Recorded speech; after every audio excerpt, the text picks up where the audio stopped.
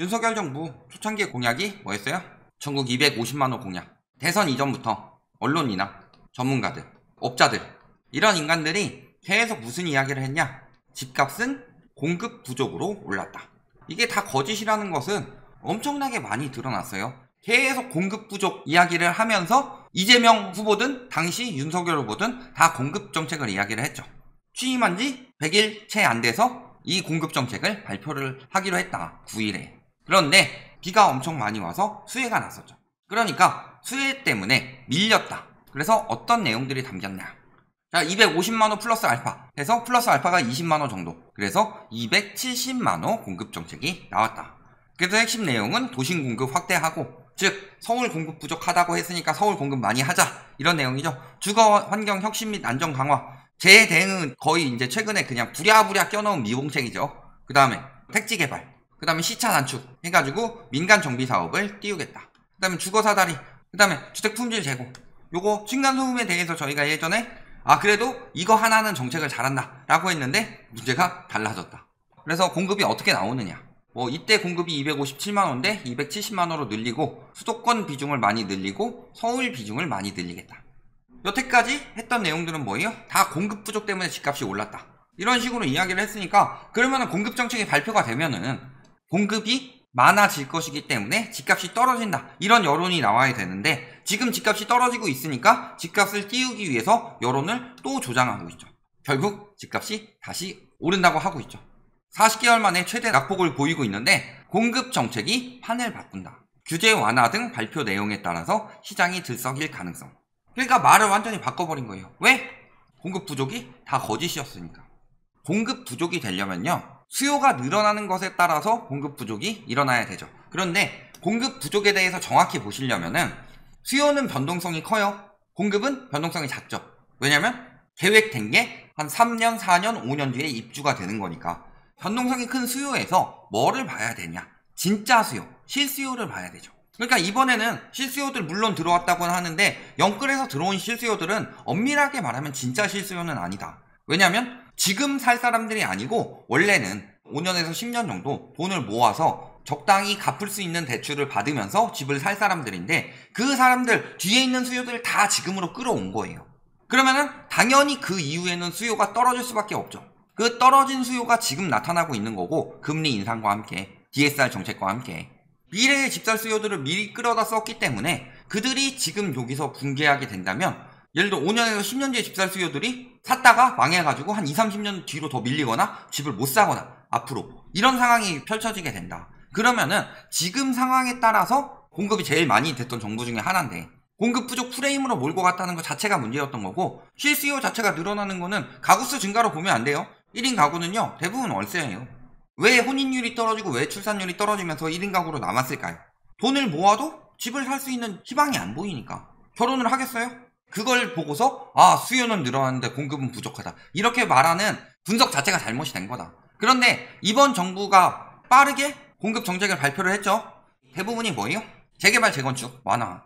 오늘 원희룡 국토부 장관이 발표한 거 보면요, 다 그런 얘기예요. 전 정부에서 공급 부족 때문에 집값 폭등했다, 그래서 명분 만들고.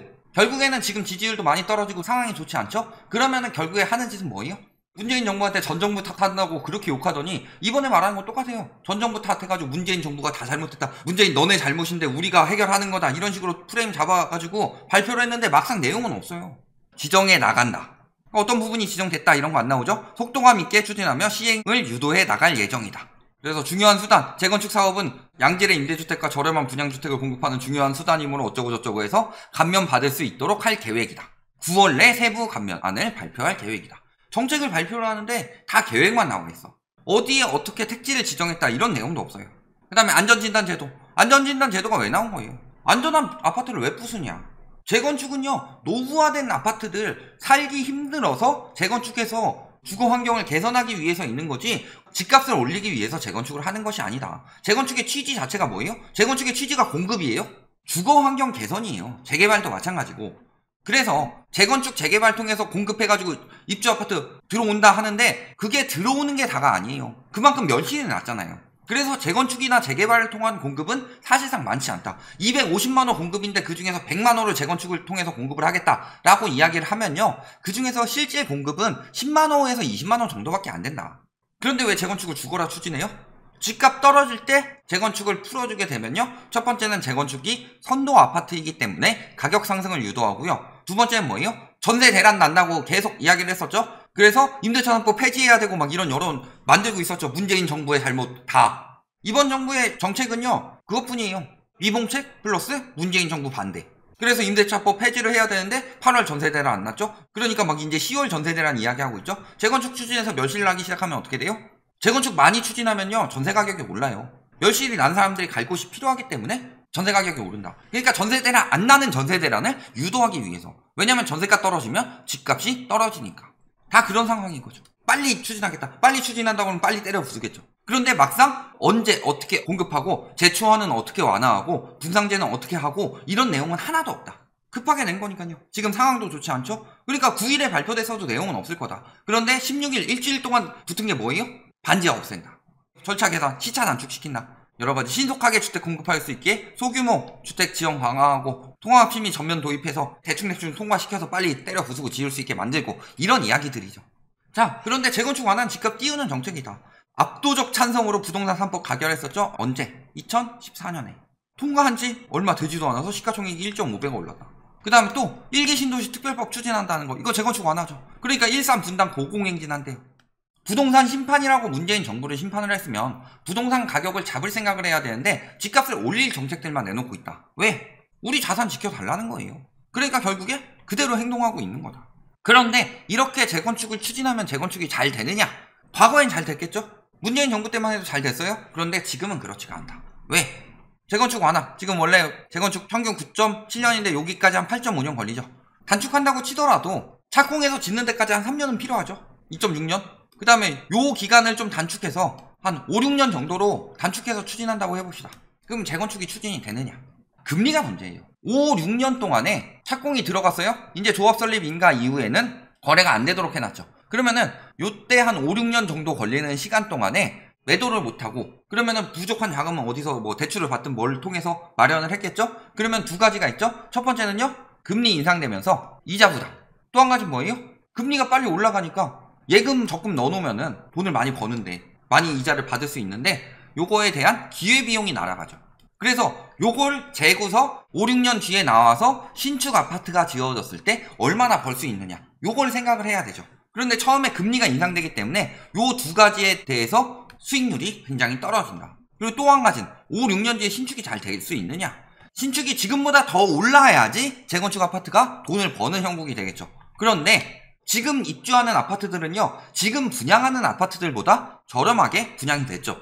그런데 입주를 못해요. 돈이 없어서. 그런데 지금 재건축 막 추진해가지고 분양을 했어요? 그 사람들 입주할 수 있을까요? 입주 못하면 분양을 받을까요? 분양 시장이 왜 무너지고 있을까요? 그런데도 모르는 사람들 해가지고 재건축 가격 오른다. 가끔 한 명씩 나오죠. 혹은 가격 띄우기일 수도 있고 그런 걸 통해서 재건축을 통해서 집값을 올릴 수 있을 거라고 생각하는데 지금 그런 상황이 되지 않는다.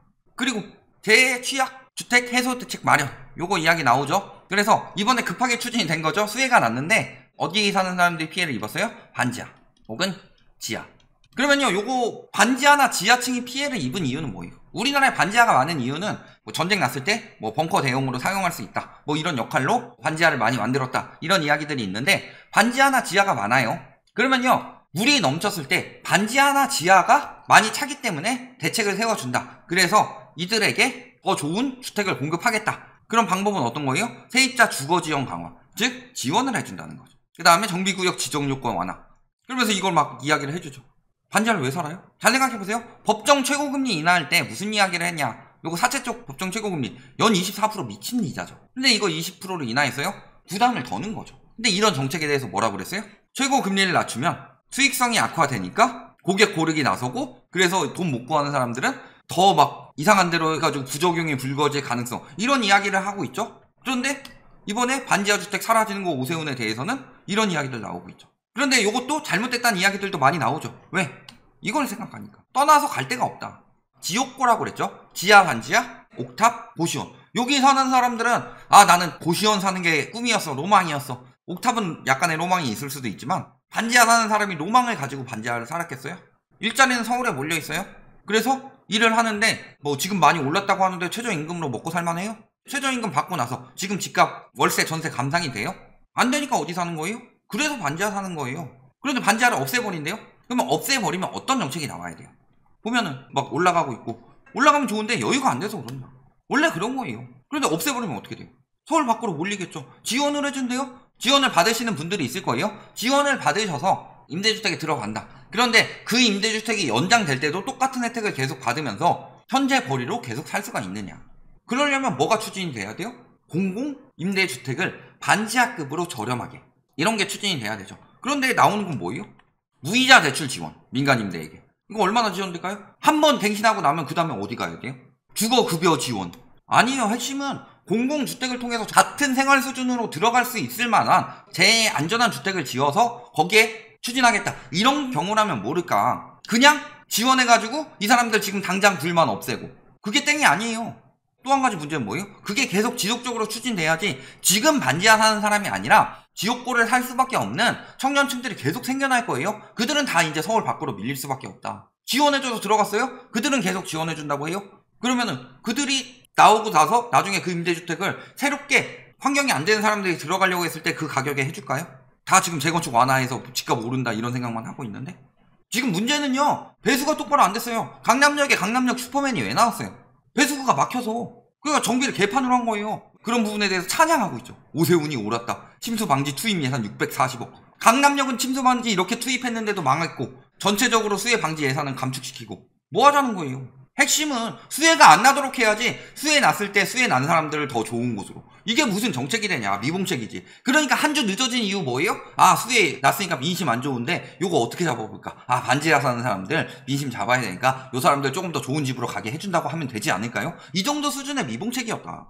물론 잘한 정책도 있다고 했었죠. 저희가 층간소음 방지에 대해서는 이거는 추진이 필요하다라고 했는데 이번에 정책을 나오면서 망가뜨려버렸다. 바닥 두께 강화 시 분양가 가산을 왜 해요? 분양 원가 공개해서 바닥 두께 원래 얼마 정도로 짓기로 했는데 그대로 짓지 않고, 층간소음 원래 이 정도 나기로 했는데 그대로 짓지 않으면은 거기에 대해서 페널티를 줘야지. 그러니까 건설사들 다 좋은 짓거리 하는 거예요. 잘한 정책 하나 있다고 생각을 했는데 그건 역시도 건설사 이득. 임대차 선포 폐지하고 상생 임대인 이득. 그 다음에 층간소음 해가지고 입주 못하게 막는다고 해놓고서 결국에는 층간소음을 잘한 건설사에게 이득. 그 다음에 소음 매트 설치 지원. 이런 거 완전 미봉책이죠. 잘하는 정책 있다고 했더니 진짜 잘하는 줄 알아. 저 따위로 지었다고. 정책 개판이다 지금. 제대로 딱 확실히 나온 거 없다. 어떻게 공급할 건지. 거기다가 이번에 민간 공급이 대부분이에요. 문재인 정부 때 뭐라 그랬어요? 공공공급 대부분의 민간 공급 추진하는 부분을 이야기를 했더니 민간 공급 똑바로 안 된다. 근데 여기는 대부분이 다 민간 공급인데 요거에 대해서 제대로 된 가이드라인도 안 나왔는데 비판하는 언론 하나 없다. 결국에는 재건축 아파트 완화에서 심리를 조장하는데, 그래서 몇몇 건은 가격이 올라가는 것도 나오겠죠. 그런데 실질적으로 진짜 재건축을 살 수 있는 수요들은 진짜 부자들이고 부동산 시장을 많이 겪어본 사람들이겠죠. 이들이 재건축 시장에 들어갈 메리트는 없다. 4, 5년 침체되면은 재건축 그때 들어오면은 완전 신축 분양 개박살 날 텐데, 거기다가 수요는 없죠? 지금 그래서 입주장 박살나고 있죠? 그런데 금리가 올라가요? 재건축 아파트는 오랜 기간을 필요로 하기 때문에 금리가 올라가면은 일반 아파트보다 타격을 더 받는다. 투자 용도로 가기 때문에. 그래서 상승의 효과는 거의 없는데 하락 효과는 굉장히 크겠죠. 입주할 때 공급 폭탄 될 테니까. 첫 번째는 계획이 확실하지 않고 이정냈는데 급하게 발표한 느낌이다. 원래 9일에 발표하기로 했는데 그것도 미봉책이었는데 지금 상황 안 좋으니까 문재인 정부를 왜 없앴냐, 왜 우리 정부가 들어왔냐, 그 초심을 찾아라 라는 식으로 부동산 문제를 다시 한번 거론하는 거고, 문재인 정부의 공급 부족 때문에 집값 올랐으니까. 그래서 원희룡 국토부 장관이 효율성 있는 정책이 아니라 문재인 정부 비난이었어요. 오늘 이야기한 걸 보면. 이게 무슨 정책이에요? 급하게 발표한 이유는요, 지금 민심 잡으려고. 그러니까 급하게 수혜 정책도 넣었는데 결국에는 다 미봉책일 뿐이다. 그러면서 상승 효과를 노리겠죠. 그럼 상승 효과가 두 가지가 날 수가 있는데, 재건축 가치 상승. 그래가지고 중간중간에 신고가 뜨는 뭐 재건축 단지들은 물론 나올 겁니다. 이거에 편승해서. 하지만 이거는 대세가 될 수는 없다. 다만 문제가 될 수 있는 상승 효과는요, 동시다발적으로 추진되게 될 경우 멸실 증가로 인해서 전세가가 움직이면서 매매가가 올라갈 가능성이 있다. 그러니까 공급 부족인데 멸실내서 더 공급 부족을 만들 수는 있더라. 다만 이게 동시다발적으로 추진되는 것 역시도 재건축이 얼마나 메리트가 있느냐에 따라 다르겠죠. 최종 효과는 뭐예요? 공급 부족 때문에 집값 떨어졌다고 했는데 지금 공급이 가장 적은 시간에서도 집값이 떨어지고 있어요. 이게 4, 5년 뒤에 어떤 효과를 불러일으킨다? 입주 폭탄을 낸다. MB 정부 때처럼 한 7, 8개월 정도 더 오른다고 쳐봅시다. 그런다고 해도 앞으로 공급 폭탄 계속 들어와서 개박살이 날 건데, 공급 부족이라는 프레임을 다시 한번 환기시켜서 건설사를 잘 먹고 잘 살게 해주려는 정책인 것 같은데, 급하게 내다 보니 아무것도 없었고 혜택 역시 건설사들에게 돌아가지 못할 것이다. 지금은 집을 살 수가 없어서 침체된 장이기 때문에 저런 공급 정책 뭐 이런 걸로 막을 수가 없다.